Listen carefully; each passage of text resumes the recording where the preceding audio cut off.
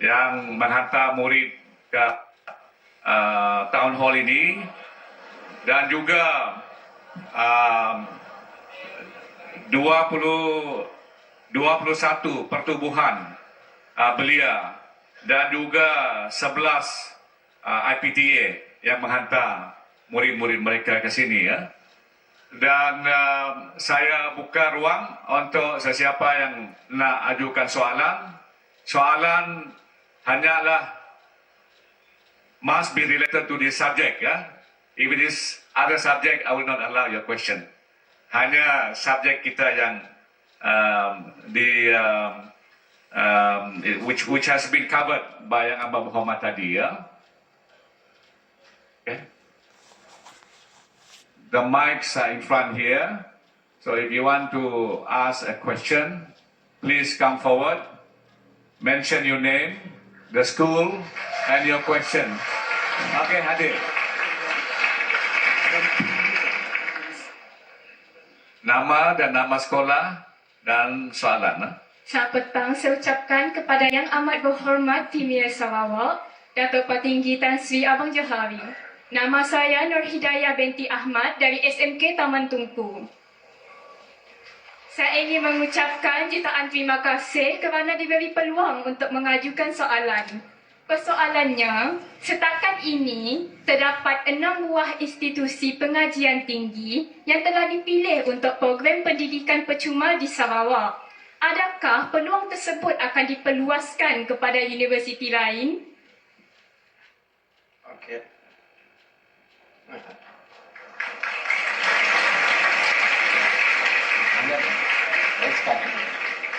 Sekali dan akan reply the whole. Okey. Yang Abang Muhammad akan memberi jawapan nanti. That's good. Soalan lagi, kalau ada soalan, Yang Abang Muhammad akan balas soalan one go, all the questions.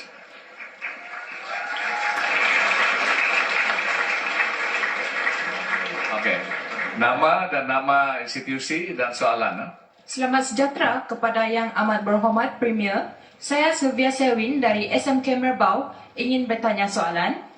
Bagaimanakah Kerajaan Negeri Sarawak memastikan B40 di Sarawak tidak tercicir dari peluang ke universiti atau tingkatan 6 akibat kekurangan kewangan atau kemudahan asas?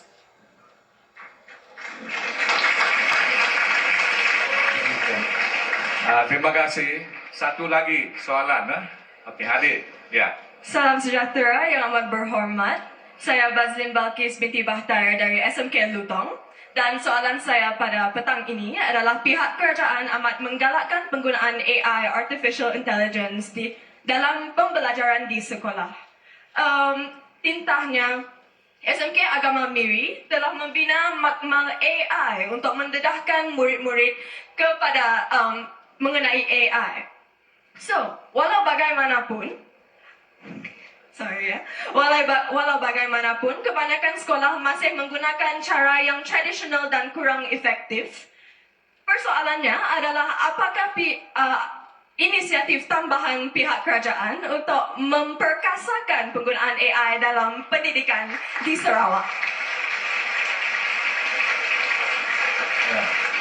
Terima kasih. Pertama saya ucap terima kasih kepada 3 yang telah mengajukan soalan tadi. Saya nampak 3 perempuan. Jadi saya good sign lah. Jadi tapi saya harap tidak lelaki pun ya jawablah. Kerana kita bergantung kepada orang muda, tidak kira gender. Dan saya nampak Fatimah nganggut palanya gitu. Untuk soalan pertama ialah sama ada kita dapat memperluaskan ke universiti lain. Jawapannya begini. Untuk langkah pertama, kita berilah yuran free kepada institusi yang dipunyai oleh Kerajaan Sarawak. Kerana universiti tersebut termasuklah di Miri ini keting. Ketin asetnya adalah kepunyaan Kerajaan Sarawak. Programnya daripada Ketin di Perth. Bermakna oleh sebab Kerajaan Sarawak yang membiayai Ketin University, maka ia adalah aset Sarawak dan kita hantarlah anak Sarawak free di Ketin University di Miri. Yang kedua ialah Universiti Swinburne. Swinburne pun bersama dengan Ketin programnya daripada Melbourne main campus, but asetnya dipunyai oleh Kerajaan Sarawak. Ketiganya kita ada Universiti di Sibu, iaitu Universiti Sarawak di Sibu Teknologi, dan keempatnya kita ada di Universiti ICAT. Jadi inilah institusinya, selain pada institusi yang memberi latihan seperti Sentek, dan kita akan membiayai kerana universiti itu adalah semuanya dibiayai oleh Kerajaan Sarawak.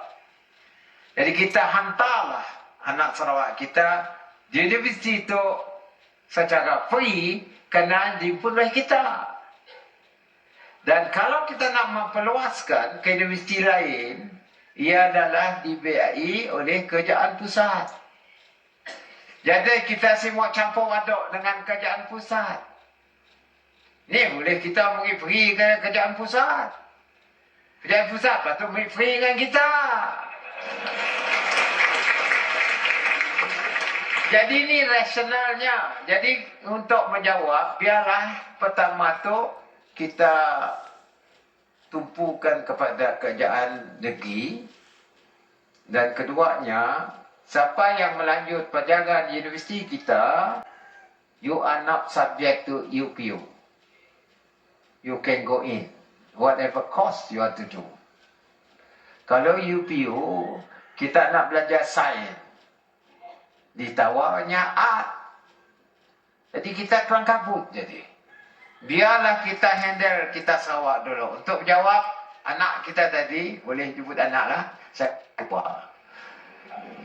Jawabnya ialah fasa pertama biar kita tumpukan kepada universiti punyaan Sarawak. Dan tak, saya ada janji. Tapi kita lihat negara Nordic countries, Finland, Norway, they give free education. Sebab ialah negeri itu tersohor di ekonomi Eropah. Kena free education. Jerman pun kena ya juga. Jadi kita ambil model ya, di harapan kita hari itu, ialah anak kita mempunyai ilmu yang terkini untuk masa depan. Soalan kedua, B40. Sama ada mereka dapat melanjut kalau tidak sebagai kekangan keadaan keuangan. Sebabnya lah nak kita beri free. Walaupun B40 kah hendak B apakah, the moment you are admitted to university, you can go there. Free, GPS tanggung. Irrespective of whether you be 40 ke tak 40. Termasuk kaum Cina. Kelulusan UEC. Boleh masuk universiti. Adik-adik, saya kata kita Sarawak tu dan boleh tahan. Sekolah Cina pun. Hari tu banyak bumi putra yang belajar di sekolah Cina. Dan anak bumi putra boleh cakap Mandarin. Mandarin boleh, English pun boleh, bahasa Malaysia pun boleh. Anak Sarawak dihantar ke laut boleh berenang. Anak Sarawak hantar ke bukit boleh neki. Sebab boleh. Bermaknanya kalau kita menjualkan kelapa sawit kepada negara China, anak Melayu boleh duduk di sana cakap, tu hamil, nyam multilingual. The moment you have Slovakian multilingual, then you are there. Termasuklah boleh, kalau boleh lah, bahasa yang lain, termasuk Perancis dan bahasa Jerman ke bahasa apa. Mungkin kita nanggap bahasa Perancis, nya ke dalam tu. Nya pun sebutan dalam tu, Perancis. Siapa pandai raga bahasa Pucuk, nya boleh belajar bahasa Perancis. Kerana Pucuk pun kedaya juga. Datuk Lee Kim Sin, saya sih tahu dah. Soalan ketiga, AI. Memang hari tu kita semua menggunakan AI. Saya pun dah kena dah pakai AI. Nampak belon. Jadi kapten. Jadi kapten. Seripah jadi stewardess. Ialah AI. AI itu adalah satu proses di mana ia menjadi satu cara untuk mendapat solution to any problem. AI. Di biomedik ada seorang Dr. Nguyen nama yang menggunakan AI untuk pesakit yang kena stroke. Dan AI itu ialah the engagement between the human brain yang sakit ya dengan artificial brain. AI, artificial brain, jadinya menggunakan teori neurologi di antara artificial brain tu boosting the human brain. Mana orang sakit lumpuh sebab diboost oleh AI yang dapat move tangannya. Ini berlaku apa disebut sebagai biomedik. Doktor ada menyaksikan itu. Saya bukan doktor. Tanya doktor Sim, doktor Hundi, banyak di doktor lah kayak doktor Noah. Ini adalah cara baru menggunakan AI.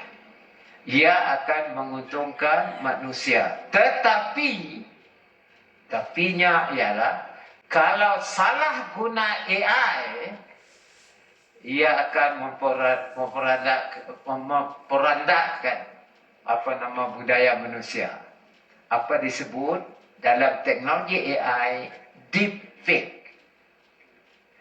Kalau gunanya untuk deepfake, tahu tak? Presiden Trump pada cakap biban. Cakap biban. Ya AI lah ya, mukanya Trump, mulutnya sama. Jadi, ia boleh disalahgunakan. Nak takut saya, deepfake. Tengah ada muka saya saja. Suara saya, mulut saya, tengah ada. Jangan undi GPS. Nak mati saya. Itu nak deepfake-nya. Dan juga macam-macam boleh menjadi kini tu. Jadi sebab ialah kepada adik yang tanya AI tadi, kita mesti get ourselves familiar with artificial intelligence, which is based on logarithm, and it is based on image, where you collaborate your image together with the speed of logarithm. Jadi mulutnya macam mulut. Nah ya, kalau kita nangga muka saya, tanya dengan saya dulu kan nanda kaya. That is AI. Dan untuk pelajaran memang baik. Dari sudut pelajaran, kini tu ada tak nama DeepSeek? DeepSeek lah. Nombor 2-nya GPT, chat. Orang sakit mental lah. Nanda ke doktor. Kadang-kadang yang ipa dengan DeepSeek untuk dapat jawapan. Kadang-kadang juga untuk jadi terapi. to run your brain. Jadi nyamannya kegunaan. Jadi untuk jawapan saya, memang AI is very important in this new era. Bagi kami yang dah maghrib tu, AI tu something new. Bagi kita di subuh ya, waktu subuh memang your era. So what you do is just be creative, using that for something good for mankind. With that, thank you very much for your question.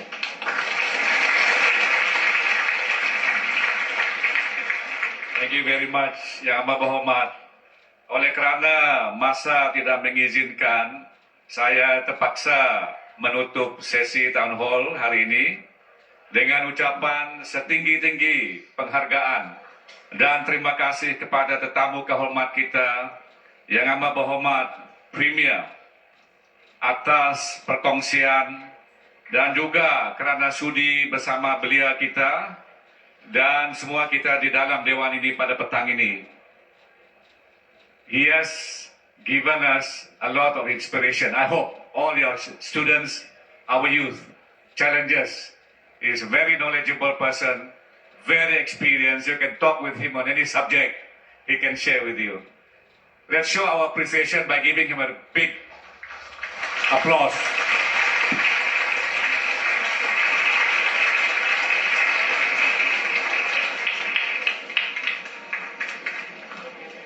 Dan semoga segala maklumat daripada perkongsian beliau sebentar tadi yang padat dan ringkas dapat kita sama-sama ambil iktibar dan sematkan di dalam jiwa bersama. Sesungguhnya perkongsian berkaitan peranan generasi muda dalam pembangunan Sarawak ini mencerminkan perancangan pembangunan seimbang dan menyeluruh.